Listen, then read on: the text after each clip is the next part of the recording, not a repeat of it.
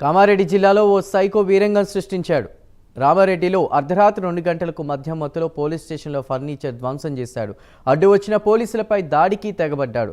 Police స్టేషన్లో డ్యూటీలో ఉన్న ఏఎస్ఐ ప్రభాకర్, కానిస్టేబుల్ సిద్ధరాములు డ్రైవర్లపై కత్తితో దాడి చేశాడు. మద్యానికి బానిసై తల్లిదండ్రులను పలుమార్లు చంపేస్తానని బెదిరింపులకు పాల్పడ్డ సైకో రవి గతంలోనూ పోలీస్ స్టేషన్పై దాడి చేసినట్లు పోలీసులు తెలిపారు.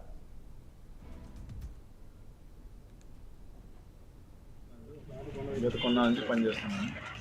అయితే నిన్న రోజు మాదిరిగా నాకు ఈఎస్ watch duty, night watch duty SI గారు వినిపించాక నాకు వాచ్ డ్యూటీ ఏఎస్ఐ రవీంద్ర సార్కు పెట్రోలింగ్ డ్యూటీ ఇచ్చాను సార్. రాత్రి 1:40 నుంచి 2 మధ్యలో నేను వాచ్ డ్యూటీ నిర్వహిస్తున్న సమయంలో పోలీస్ స్టేషన్ పక్కన దగ్గరలో గల బిట్ల రవి అనే వ్యక్తి వాళ్ళ తల్లిదండ్రులను కొట్టిండు. కొడితే అటు విషయంలో 100 ఏళ్ళు వచ్చింది. 100 ఏళ్ళకు ఏఎస్ఐ సార్ వెళ్ళిండు. ఏఎస్ఐ సార్ వెళ్తే ఆ సార్ ఆడికి వెళ్ళే ముందే మళ్ళీ బిట్లరవి పేరెంట్స్ పిఎస్కి వచ్చారు. రాత్రి ఏమైందమ్మా అని అడిగితే అటు సమయంలో బిట్లరావు అనే వ్యక్తి కత్తి తీసుకొని వచ్చి నువ్వేంద్రా మాకు చెప్పిందని నాపై దాడి చేసింది. ఎందుకు ఎలా అంటే మళ్ళీ లోపలికి పిఎస్కి వచ్చి గ్లాస్ వలగొట్టి నా కొడి చేయిపోయి కత్తితోని పొడిచింది. అతను ఎంపటి ఇంకెవరైనా ఉండారన్నా? ఒక్కడే వచ్చింది సార్.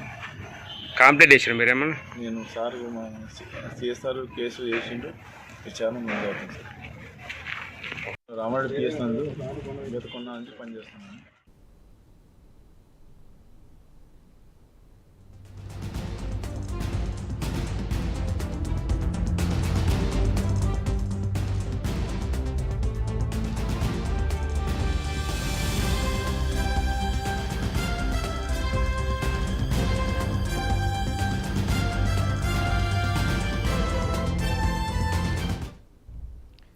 కామారెడ్డి జిల్లాలో ఓ సైకో వీరంగం సృష్టించాడు. రామారెడ్డిలో అర్ధరాత్రి 2 గంటలకు మధ్య మత్తులో పోలీస్ స్టేషన్లో ఫర్నిచర్ని ధ్వంసం చేశాడు. అడ్డు వచ్చిన పోలీసులపై దాడికి తెగబడ్డాడు.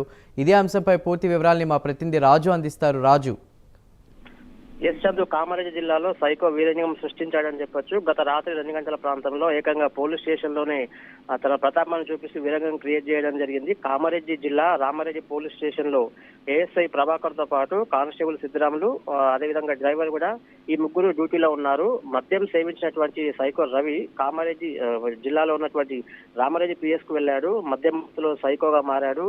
ఆ సైకోగా ప్రవర్తించడం జరిగింది. పోలీస్ స్టేషన్ లో ఉన్నటువంటి అద్దాలతో పాటు ఫర్నిచర్ ను పూర్తి స్థాయిలో ధ్వంసం చేయడం జరిగింది. ఈ క్రమంలో డ్యూటీలో ఉన్నటువంటి పోలీసులపై కూడా సైకో రవి పూర్తి స్థాయిలో దాడికి తెగబడ్డాడని చెప్పొచ్చు. అంటే పోలీసులు మాత్రం సైకో రవి దాడికి సంబంధించి కొంత నిల్వరించేటటువంటి ప్రయత్నం అయితే చేశారు. అయినప్పటికీ కూడా కొంచెం ఫలితం లేకపోయింది. ఈ క్రమంలోనే ఏఎస్ఐ ప్రభాకర్ తో పాటు కానిస్టేబుల్ సిద్ధరాములకు, అదేవిధంగా డ్రైవర్ కూడా పూర్తి స్థాయిలో గాయాలైనటువంటి పరిస్థితి. అంతతో కాకుండా పూర్తి స్థాయిలో కత్తితో కూడా దాడి చేసే ప్రయత్నం చేశాడు. దీంతో సిద్ధరాములు, అదేవిధంగా ఏఎస్ఐ ప్రభాకర్ ఇద్దరు కూడా కత్తి దాడిలో తీవ్రంగా గాయపడినటువంటి పరిస్థితి. గాయపడినటువంటి పోలీసులను పోలీసు అధికారులు తీవ్ర ప్రభుత్వ ఏరియా ఆసుపత్రికి తరలించడం జరిగింది.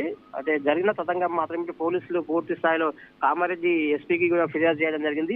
ఈ వ్యవహారానికి సంబంధించి కేసుగా నమోదు చేయడం జరిగింది. అంటే గతంలో కూడా పోలీస్ స్టేషన్ లో కూడా ఈ సైకో రవి పట్ల కూడా కొన్ని కేసులు నమోదయ్యాయని చెప్పి పోలీసుల నుంచి తెలిసినటువంటి సమాచారం మనకు. అయితే గతంలో కూడా ఈ తల్లిదండ్రులతో పాటు మిగతా కొన్ని స్థానికుల విషయంలో కూడా కొన్ని మద్యం సేవించి అతిగా మద్యం దుర్భాషలు ఆడుతూ మద్యం మత్తులో కొంత వీరంగం సృష్టించారు. ఇదే క్రమానికి సంబంధించి స్థానికుల నుంచి కూడా సైకో రవిపై కూడా పూర్తి స్థాయిలో తమకు శక్తి ఉందంటే కూడా పలువురు పోలీసులు కూడా ఫిర్యాదు చేశారు మనకు సమాచారం వచ్చారు. Right Raju, thank you.